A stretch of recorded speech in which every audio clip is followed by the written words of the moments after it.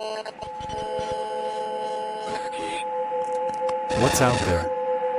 What creates the shadows in the corners or the creatures of the dark? Who are those on the other side? What do they have to say? This is the Gateway Podcast. This is not your normal style of paranormal talk radio. Brought to you live from United Public Radio Network, 107.7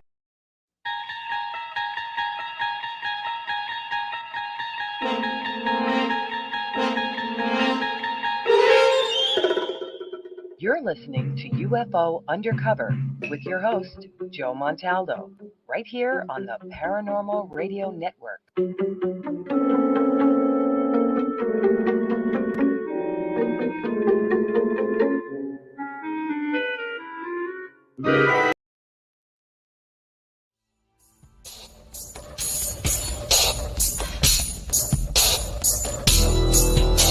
Welcome to the Outer Realm with Michelle DeRoche and Amelia Pisano. Airing live on the United Public Radio Network, 105.3 FM in New Orleans.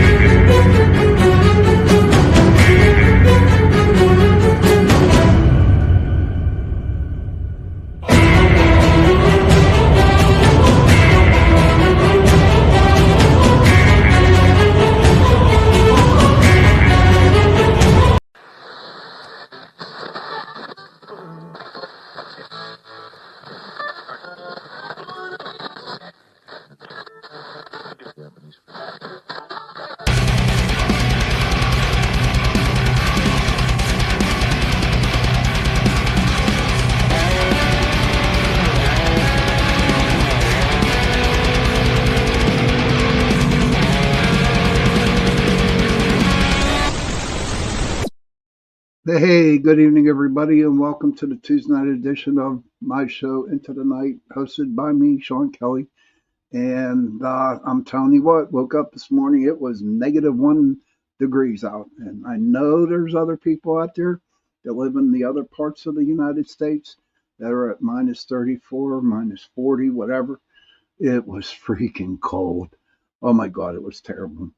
But I have to say that thank God that my truck has an automatic starter. So it was nice and toasty when I got in.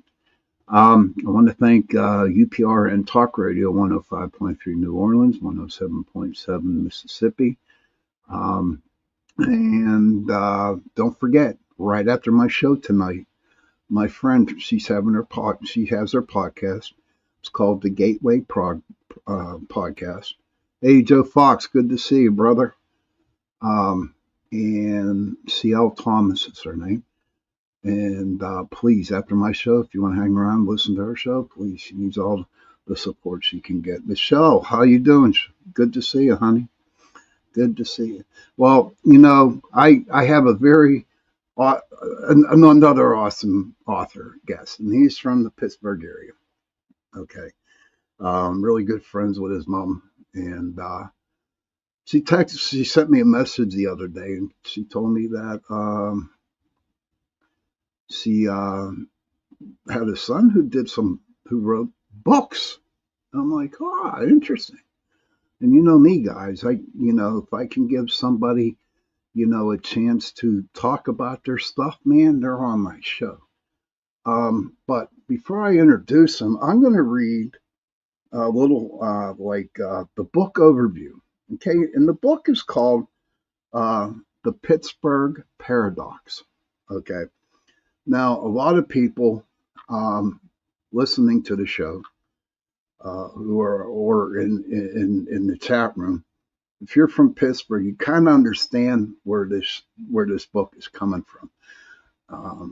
But for other people, if you have any questions, please ask about Pittsburgh, because this book is about Pittsburgh and the setting of it. So I'm going to read a little book overview, and then I am going to bring my guest on. Okay, the book overview. In a parallel universe where Pittsburgh reigns supreme, embodied as the vibrant world of Promentia, a hidden doorway beneath the U.S. Steel Tower leads to the ethereal realm of Section 8. When the life-sustaining energies of Section 8 begin to fade, a luminous being named Lyra emerges from the portal, seeking the help of ordinary Pittsburghers. Preston, his brother Sean, their friend Jeremy, and their wives find themselves thrust into an extraordinary adventure. Guided by Lyra, they must harness the unique creative energy of Pittsburgh, its music, its industry, its very spirit, and channel it through a specially constructed conduit to revitalize Section 8. As they work together, blending salvaged steel, music, and ingenuity, and the power of community, they discover the fate of two worlds rests on their ability to unlock the Steel City's hidden potential, culminating into a powerful symphony of energy that bridges the gap between dimensions. They are no longer just citizens, they are the guardians of the cosmic singularity, forever bound to protect the delicate balance between their beloved Pittsburgh and the magical realm it sustains. I'm telling you what, it's really good. It's really good book. But I'm going to introduce the author, and without further ado, the author, his mom's friend, son, Preston Jaquay. Hey, Preston, how are you, sir? I'm good. How you doing, Sean? Not bad, man. Thank you for coming on. Absolutely. Thanks for having me. So why don't you, for our listeners, please tell us a little bit about yourself before we get into the book. Yeah, for sure. My name's Preston Jaquay. I grew up in Western Pennsylvania. I'm one of 9. I have 8 brothers and sisters. Middle child. I've kind of lived all over the world. I served in the military when I was younger, in Iraqi Freedom 2 and 3. I've been writing since I was about 12 years old, mostly nonfiction. More recently, in the last few years, I've been diving into fiction and kind of paralleling it with some stories of my life. That's kind of where we're at. There's actually 2 Pittsburgh Paradox books now. We're going to talk about the first one, but I just released the book 3, The Rise of Storm, 2 Fridays ago. Both books are on Amazon under the Pittsburgh Paradox. Awesome. Christopher McLean. You got some UFO there. That's cool. Heidi, good evening, Sean and Preston. Much love from Boulder, Colorado. Thank you. Don't worry for being late, hon. It's okay. Fishy tanks need to be clean. I'm telling you.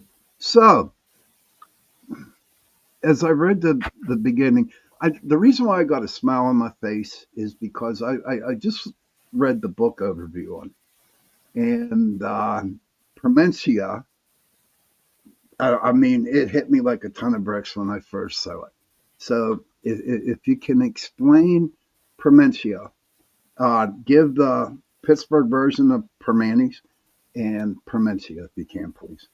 Yeah, so the book takes place in an alternate reality where Pittsburgh is the world and Promentia is the city.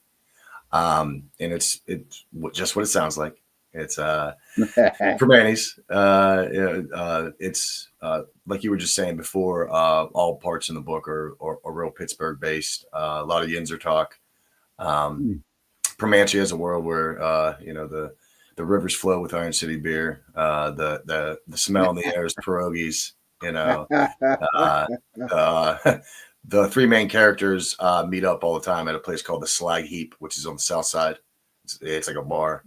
So that's in a nutshell. That's kind of what it is. All Okay. Pittsburgh things. Joe Fox has a question for you. Preston, you lived all over the world. What was your all-time favorite place to reside besides here? Um, Probably Stockholm, Sweden. It's just south of Stockholm. I stayed in Storvika and also North Shopping. Just beautiful places, beautiful people. Great, And nice when country. hey, Kaysen, good to see you. Kaysen, he's from overseas too. I forget Kaysen. I'm sorry. I'm excited to have my guest on. But you said that you were in the Army. Did you come up with any book ideas or any part of this story with your Army career mixed in with the Paradox book? No, I actually haven't even touched on that yet. That's kind of I'm working on two other books right now, and they're kind of different from the Pittsburgh Paradox series. One's a children's book, and the other one's a book that's loosely based on my life, called Members. In that, I dive into some of that, and that's also fictional. It's loosely based. So Okay. yeah, so I dive into some nonfiction material within that book. Okay. I mean, just it. So I have interviewed many authors on my show, and it's just amazing where different authors come up with the different types of ideas they have for their books. But you're the first one that of Pittsburgh. You know what I mean? I'm sorry. And I'm not laughing. I'm just like, you know, I'm just excited. You Of know, of all the places that I lived, I always come back to yes. Pittsburgh. You know what? Always come back. That's a proven fact because when I was in the military, I lived in Jacksonville, Florida. I was in San Diego. I was over in, where else was I? Virginia, South Carolina. And you know what? I could have stayed at those places. But to be honest with you, Pittsburgh, you always come back. I don't care how old you are or where you've been in life. You always come back to Pittsburgh. It has that kind of like that grab on you, like that mystical witchy stuff where they throw a curse on you when you're born here. Yeah, there's that aura here. It's So quite different. okay, so what's up? Okay, beneath the U.S. Steel Tower. Now, ladies and gentlemen, before we get into this, we got this U.S. Steel building here in Pittsburgh. It's one of our big buildings that we have in the city of Pittsburgh. And if nobody really knows about Pittsburgh, we are a steel town with a lot of the steel mills going at one time. So, U.S. Steel building, like I think it's the corporate offices that are in the city. So, how did you come up with the U.S. Steel? Is it just the portal to the other dimension, or what's Yeah, that? so initially, these three characters are at the point, and there's like a ripple. They end up going into to another Pittsburgh that's more regular, kind of like our Pittsburgh, but Okay, doesn't have Permanis. it doesn't have So from. they're in shock, and they have to figure out a way. Each chapter is almost like a new world. So Okay, after the base introduction of the characters for the first couple chapters, the chapters after that, each chapter's them, they're just doing what they do now. They've been called upon by these ethereal beings that control the multiverse, and yeah, they're there to help them okay, fix energy that's messing up each parallel dimension. So yeah, that's kind of like how that. okay. So could you please explain to my people out there and all over the world when you said the point? I know what the point is. Would you like to share that with people, please? Yeah, the points. It's a convergence of three rivers that we have in Pittsburgh, and there's a big fountain there, big park. There's festivals there all the time. And these three guys are at the bar one night in the Slag Heap in the South Side, and they end up going down to the point. They see this ripple. It's almost like a tear in reality. They Hmm. go through it. That's when they end up talking to these beings from Section 8, these ethereal beings, Lyra and the Weavers. And then that's when they asked, hey, can you help us do this? The dimensions are breaking down. After that gets initiated and they come back, that's when the portal is discovered beneath the U.S. Steel Tower. And then that's what they use moving forward. It was kind of put there by the ethereal beings for them in a secret place underground that only they can manage, so they can go to these other parallel worlds. Okay. So basically, you guys, Michelle multitasking and listening. Heidi's fixing up our new tank. But it's just amazing, just by reading that little bit, how your mind works, dude. I mean, seriously, it's just, I could never, ever think of writing something like that. Hey, Tim Vogel, glad to meet you. But I want to ask you about the beings, the ethereal beings. Now, could you actually put like aliens or UFOs, like if somebody was reading this book that really didn't understand Pittsburgh, okay, would it be more if they took those Lyras to so that people could understand that they could probably be aliens from a different dimension? Absolutely. And honestly, the whole lore behind these beings is the guys don't know. They don't know what they are. They're almost ghosts, like angel creatures, but and they're described in the book. But the core protagonists, they don't know, and that's all discovery. They're kind of there to assist them because they're dying, and if they die and they can't control the energy across these realities, then everything implodes. So how do you guys, or the three characters in the book, control the energy? Why did they pick you? Why did you put you and your other two friends into the book as the people going to save Lyra? I mean, yes. Yeah. So like I was saying before, I used to write a lot of nonfiction. And we kind of, some of this is loosely based on stories within, I mean, very, very exaggerated and fictional, but the characters are very core to these three guys' personality, which I'm one of them. Right. So you'll see my name, Preston, Sean, and Jeremy, my brothers, and we talk like we do regularly, but we're just thrown into this fictional world. I wanted to keep the core world separate from reality Pittsburgh. That's why it's Permanchia. It's its own place. And when they go to like a regular Pittsburgh, they're just like in shock. Like, oh, it smells like steel in the air. And, it's terrible. Right. So yeah, that's kind of where that comes from. That's pretty interesting. I more want to know what's more intriguing to me is how did you? I know you wrote fiction before, but what gave you the idea for these Lyra people to be who they are? Hey, Cindy Mitch. Whenever I was constructing this story, I was trying to think about, okay, how are all these universes connected? How are all these parallel worlds connected? Who's controlling them? Somebody has to be keeping this all together. And that was the creation of the ethereal beings and the weavers.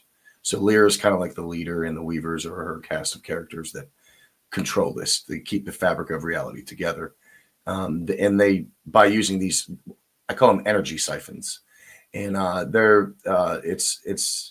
it's energy and sound waves and light mixed.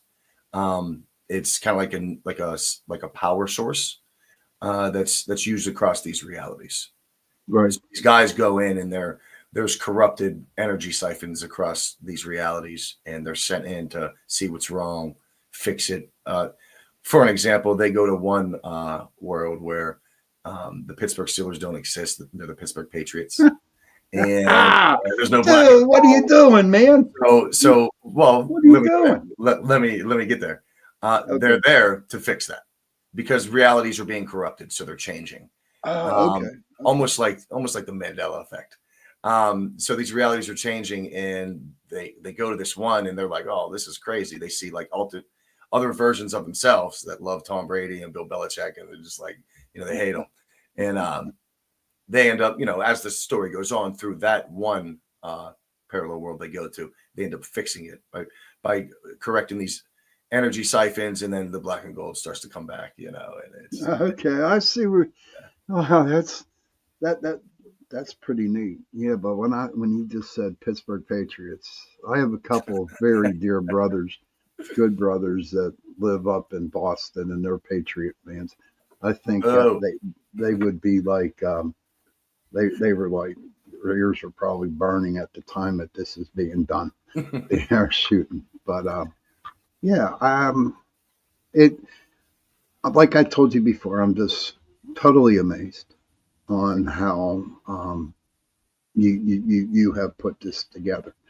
Now, can you talk a little bit about the weavers that you mentioned earlier? Yeah.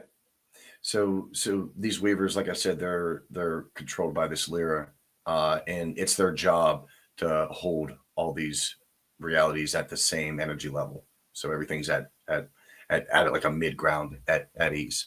With it being corrupted, which the book kind of goes into towards the latter half, and then reaches into the next book after this, where there's this. It touches on it towards the end of the book that there's this evil that's causing all this, that's corrupting all the power sources across these realities, and it's up to these three guys to find this evil and destroy this evil. Okay. I'm not going to be very specific because it's kind of brought out at the end of the book. Right. But this other evil is another character that I brought in. That's Okay. could be a family member or a friend. That's this. Your mom. It's a dark version of this character. And Your mom. I'm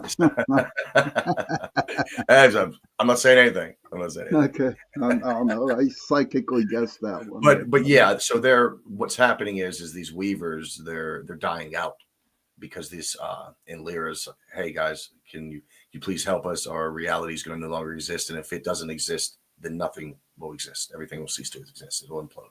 Mm-hmm. So yeah, they're the holders of the dimension and the power sources that are okay. Kason, he's from Sri Lanka. He listens to my show all the time. Cindy, she's a very dear friend. She's out east, and Holly, she's from Pittsburgh too. And Kason said that sounds interesting storyline, and Holly says it sounds very interesting.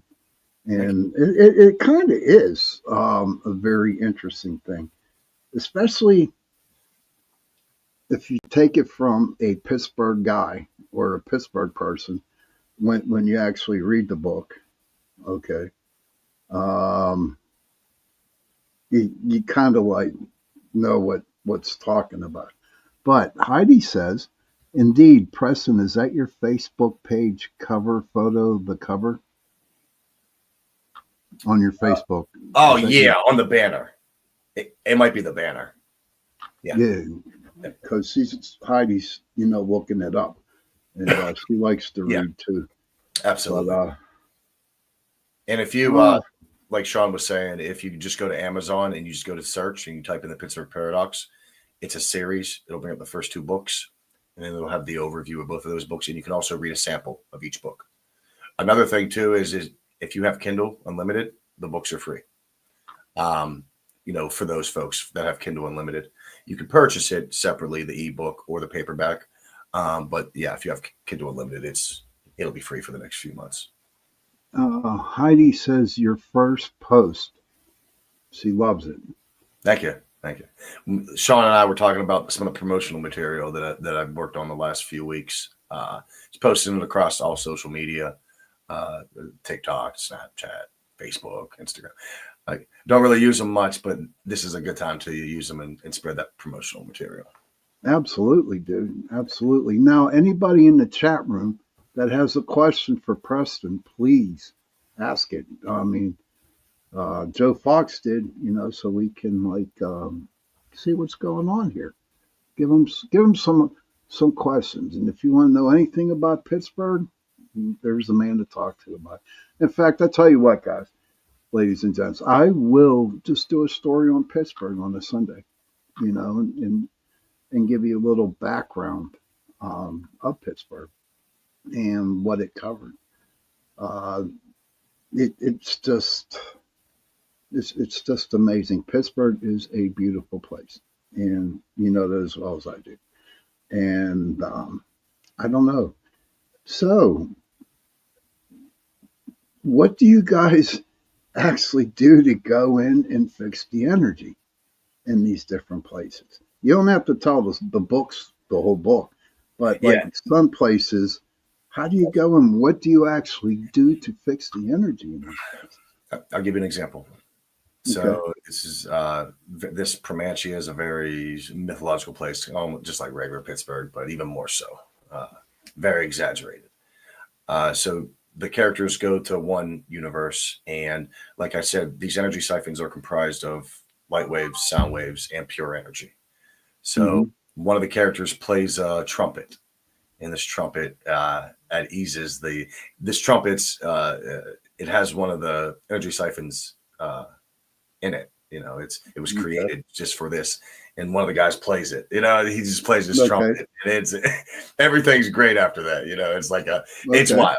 It kind of each chapter can be its own story, almost like an anthology. And there's some inspiration here of me growing up, my childhood, even some of the TV shows. Sliders was a big influence. Yeah. Traversal jumping and interdimensional jumping, and then just with each story, with each chapter, kind of diving into something different, something surreal. So yeah, that's it. He just plays the trumpet. All right, that one's. It's funny because there's a lot of Pittsburgh talk there, and it's people from the city really fall. Well, my brother from Massachusetts, Mr. Wojo, good to see you, sir. You got to read this book, especially the chapter where they go to this one place and they find it. In the chapter, it's called The Pittsburgh Patriots. What do you think of that, Mr. Wojo? This is the author. If you ever heard it, The Pittsburgh Patriots. But he's funny. Yeah, Richie B. But John Michael says you should release a translation for the Pittsburgh terms used throughout the book. The non-burgers may benefit. And that's a good point. That's a great idea. That's a really, really, really good point. Just have like a little booklet of Pittsburghese. And what you can do, everybody, we have our own little translations and different words for different things. And so if you Google Pittsburghese and just look at the words, then it will tell you the meaning behind it. And Mojo says, nice. Holly says, what part of Pittsburgh did you grow up in? Yeah, so I grew up kind of all over Western Pennsylvania. I graduated from West Mifflin High School. I was born in Little Washington, PA. Big family. Moved around a lot. Lived in a bunch of places in Western Pennsylvania. Pittsburgh mostly. Like I said, West Mifflin, Baldwin. Right now, I reside in Munhall. Oh, I know. I used to, when I was married, I lived over in Lincoln Place. Oh, yeah. Right down the street. Yeah, Lincoln Place. It was nice. I do like that area. Now, if you want to go to if you're ever in Pittsburgh and we happen to go on a drive or something, I'll take you over to Munhall and Homestead, where if you want to know what Pittsburgh's all about, that's where you need to go. But it is getting on the 30-minute break there, Preston. So I'm going to take a little 70-second break, and we'll be back for part 2 of the show, okay? Absolutely.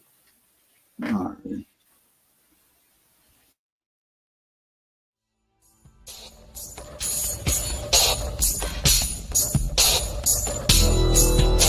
Welcome to the Outer Realm with Michelle DeRoche and Amelia Pisano. Airing live on the United Public Radio Network, 105.3 FM in New Orleans.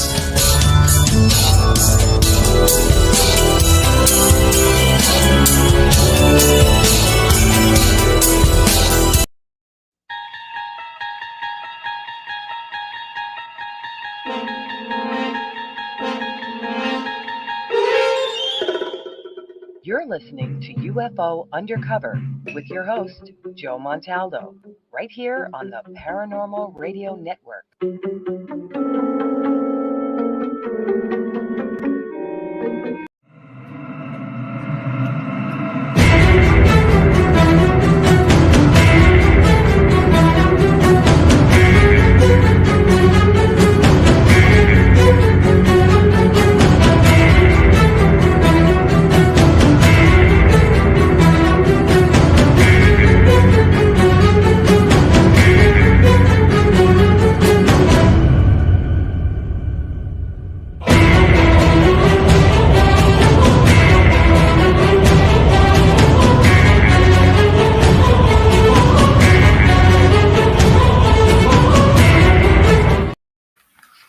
Hey, welcome back, everybody, to the second half of the show, Into the Night, with me, your host, Sean Kelly. We are on UPRN Talk Radio, 105.3 New Orleans, 107.7 Mississippi. And I wonder if my boss got snowed in down there, because I found out they got 6 inches of snow down there in New Orleans. So I'm going to, hey, Sam, what's up, buddy? Good to see you. Mark Eddy says, hi, Sean and Rimmy's. I hope everyone is staying warm. No, but my guest tonight, before we go to my guest, again, don't forget, at 9:10 tonight, C.L. Thomas, the Gateway Podcast, she will be having a psychic on her show tonight. So whenever you're done with listening to my show, stick around and check her show out too. She needs a lot of support. So let's go out and support her. Wait, am I late or right on time? Kind of late, Miss Sam. I started at 8:10 on mine, but you're here. It's all that matters. Thank you for popping in. Hey, Squatch Man, good to see you. Good to see you, brother. And that was my next thing I wanted to bring up to you, Preston. Preston, real quick, he is the author of the Pittsburgh Paradox. It's a book, an interdimensional sci-fi, very, very interesting book.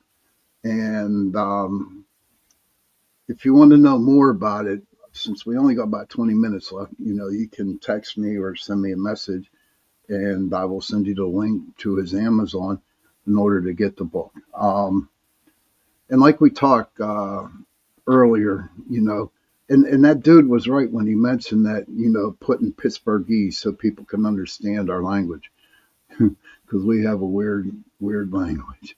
But it's cute. It's fun. Like jumbo, baloney, then you got slippery, and then you got buggies instead of carts. Oh yeah. You gotta check us out, man. But that was my next question. Now, you're really big into Ithriel, Lyra, all these interdimensions, stuff like that. Have you ever thought about doing a book on, let's just say, Bigfoot or any types of cryptids that you can put yins? That's right, Mark, yins. Could you? I was wondering, were you thinking of putting cryptids or Bigfoots into a story of the caliber of the Pittsburgh Paradox?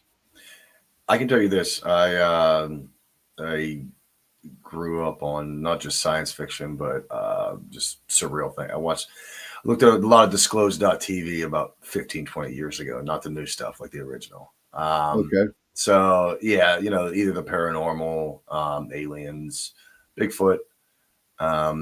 I could definitely see me moving in that direction. Currently, I have these 2 Pittsburgh Paradox books. The first book is called Book 1 and Book 2 because it started out as one and kind of just broke it down.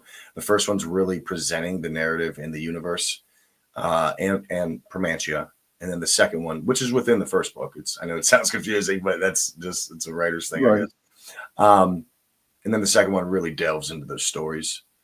But yeah, I think I'm gonna probably do 4 or 5 books in this series. But in tandem with that, like I said earlier, I'm doing other writings. I have multiple things on the plate that I'm looking into, and I could definitely see myself jumping into, something like that. Either Bigfoot or aliens, maybe some type of Bigfoot, man. I'll tell you what, Bigfoot would be great.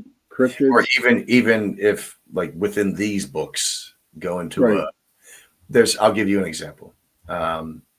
There's a chapter in this book where the guys go to this. It's called the monochromatic metropolis. Oh my God! And it's a Pittsburgh that's devoid of color. It's very dreary, and they come to find that these people here aren't people at all. They're like automatons. They're robots, and regular people are in VR all day. In the end, these automatons run society.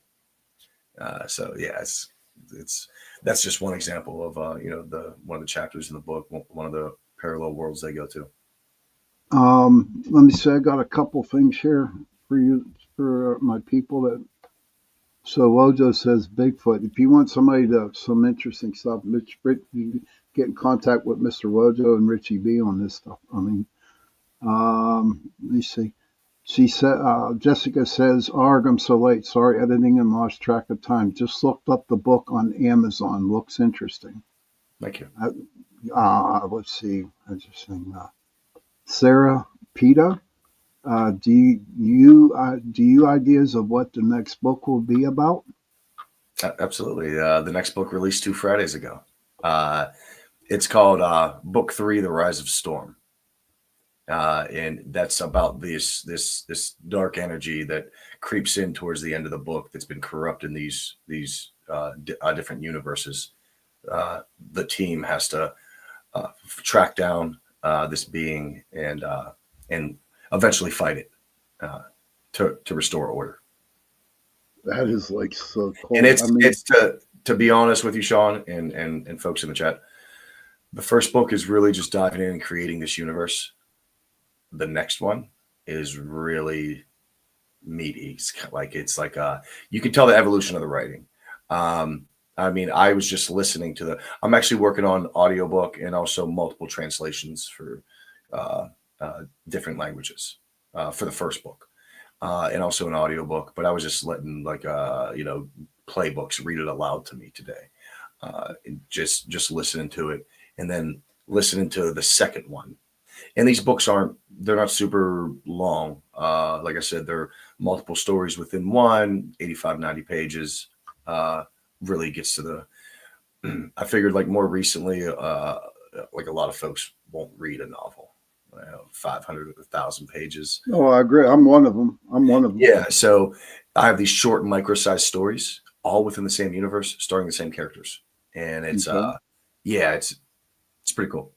There's a lot of weight to it. So I could probably write 10 books within just this universe, Oh my God. Yeah. But the Pittsburgh Paradox, what I've been doing more recently, and talking to some of the guys that are not only in the book, but some of my team, for the promotional material, I'm looking at a brand. Like I have a children's book. It's called The Adventures of Whiskers. It's almost done. It'll probably be up within the next 2 to 3 weeks. And that's a Pittsburgh Paradox books for kids. Really? So I think up in the right side. And but it's super friendly kid. It's about a cat named Whiskers. Wanted to go to the park with his owner, Timmy, and fly a kite. And real simplistic and perfect. Yeah, so we're trying to do it like that. Looking at a podcast, just maybe based around that premise, but also other things. So yeah. Kind of John Michael says sounds like good TV show material. I was thinking the same thing, John. Honestly, I was. Pretty soon you could. Man, I wish I had my boy here because he would be just like so in tune with it. You might have Star Trek, beat, dude. I'm telling you. You might just have if you just keep going. I'm a Trekkie, so I'm not a Oh, Star Wars. oh my I'm a God, Trekkie. he'll love. Yeah, Well, see, uh, Jay Nichols, he's a co-host with me on Friday night on News on the Flip Side. And oh my God, dude, he's a Trekkie beyond Trekkie. I don't know, you might have some competition there with Jay, but he would love. I might get some inspiring material from him. Oh, you could, man. Oh my God, you two could have a show and talk about it for 4 hours, easy.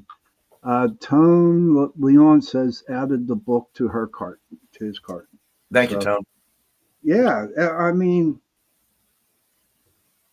it's just like a happy-go-lucky, freak, nice book, you know.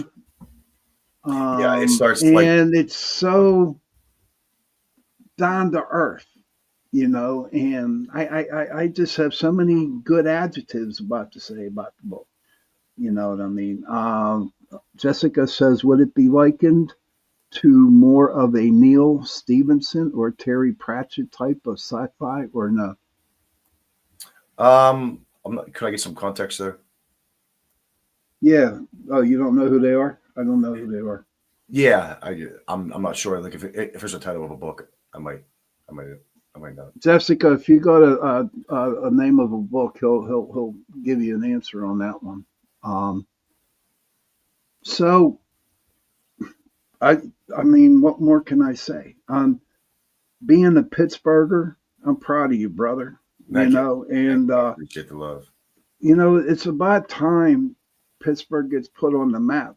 You know what I mean? Because we have so much here to offer, and for how old Pittsburgh is, Snow Crash, Neil Stephenson's Snow Crash. I'm not sure. I haven't read that. You might have to check it out later on. I will check it out. I'll write it down right now. Snow Crash. But so when you boys get together, is it just you that write, or is there two or three of y'all that write the book? It's just me, but I definitely my buddies definitely bring inspiration. Even my family. Do you have a storyboard when you first started writing this? Oh yeah. I had a storyboard laid out, characters laid out, real Kanban for the techies, I'm called. Yeah. yeah. It's all laid out, you know, characters here. Different realities they could go to, experiences, kind of all laid out like that. Then taking, this overview, looking at it and saying, okay, I've always wrote. So I worked in corporate America most of my career. I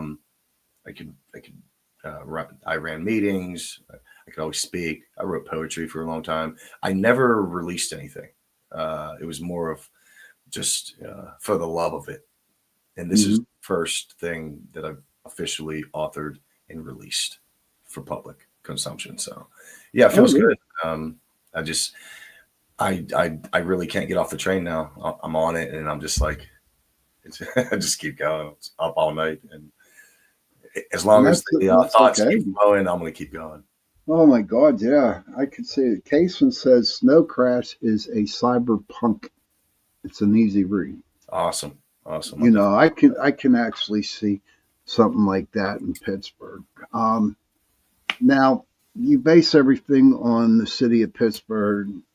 Now, do you think you can throw in a couple places where different dimensions, like Homestead, still? Yeah, for sure. You know what I mean? I mean, it's actually touched on. Oh, sorry. Go ahead. It's actually touched on. You'll see it in the book. Okay. For the folks that are in the chat, it's actually Homestead's brought up in the book. Is it?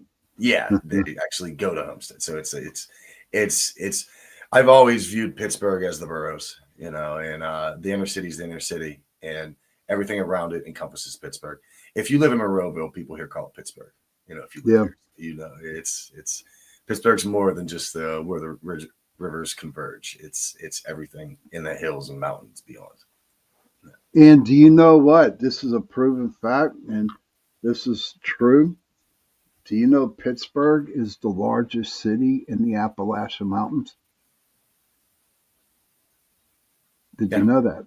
Yeah. No, you didn't know that. Oh, okay. I kind of cool. figured, I mean, it's I mean, think there of isn't much down in West Virginia in terms of a huge city, and you figure you going up into New York, it's kind of in the middle. So, but yeah, it makes sense. I mean, I didn't know that, but it makes total sense. right, Yeah. and I'm kind of proud of that. You know what I mean? We got about close to 4 minutes left of the show. What else would you like to bring to the table here tonight, and let people know a little bit more about your stories that you're going to write, or Yeah. a little bit more about yourself, or Yeah. whatever you want to say, dude? For sure. Like I said, the Pittsburgh Paradox is the first book. It's comprised of book 1 and book 2, which is the Pittsburgh Paradox, and then the Yinzerverse Gambit. And then I just released book 3, The Rise of Storm, which is that evil entity that I was talking about before a couple weeks ago. And yeah, I just when you get a chance, check it out. Maybe tell some folks that you think that might be interested. Take a peek. Look at some of my promotional material. It says Preston Jaquay. That's exactly how you'll find me on Facebook. That's exactly how you'll find me across any social media that exists. And then I have a lot of promotional material on there that I do myself. And it just really leads credence to the brand and what I'm trying to do. And like, if you start reading these Pittsburgh Paradox books, I'm going to keep writing them. So look for the stories to continue to unfold. Absolutely, dude. Mark Eddy said, "Isn't the Berg East Carson Street?" Well, not really. Kinda, sure. But Pittsburgh is Pittsburgh. You lived up here, buddy. This show must have more time when you start. It's almost over. Sorry about that, brother. I know that's all they give me is 50 minutes. But I know that with the 50 minutes, I'm trying to sweet talk, my station manager and the guy who owns this, and giving me an extra half hour. So instead of an hour, Joe Fox says it goes fast. It really does, dude. But that's okay. So maybe we'll see what happens in the future. I want to thank you very much, Mr. Preston, for coming on tonight.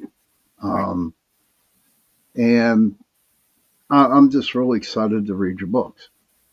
Thank you. And I'm really looking forward to more of the places that you put in there. I mean, you say you're a Trekkie, which is right. I'm telling you what, dude, you are. Okay. And it's like, I'm not making fun of you, dude, but no, Jay, I'm a core nerd. Jay, it's okay. Jay, he really goes into it on Friday nights, and I just like shake my head, I'm like, because he'll come up with these big names or these damn different. You know what? Maybe I could see you writing about the Enterprise. You know what I mean? I don't think so. Maybe you need to get on how about a towboat going into these different dimensions? Think about that. Oh yeah. So, but listen, thank you again very much. I am going to be following you and seeing how you are, progressing in your books. And down the road, probably have you on again, and look forward to hearing more about your stories. Awesome. Thank you, Sean. Thanks everyone in the comments for viewing it and checking it out. Definitely appreciate it. All right. Okay. She says, thank you both. Joe's looking forward to CL tonight. Yes. Remember, guys, go. CL's coming on in about 11 minutes. Her show, the Pittsburgh, the Gateway podcast. And, she really, needs support. So let's go over there. She is having a psychic on tonight, so it's going to be a very interesting show for her. But children, if you can, please go to your parents, give them a hug, and tell them that you love them. And parents, please go to your children, give them a hug, and tell them that you love them, okay? And if you have no parents, and if you have no children, find somebody, give them a hug, and tell them that you love them. Those 3 words, I love you, they go a long way. On that note, I will definitely see you this Sunday coming up. Good night.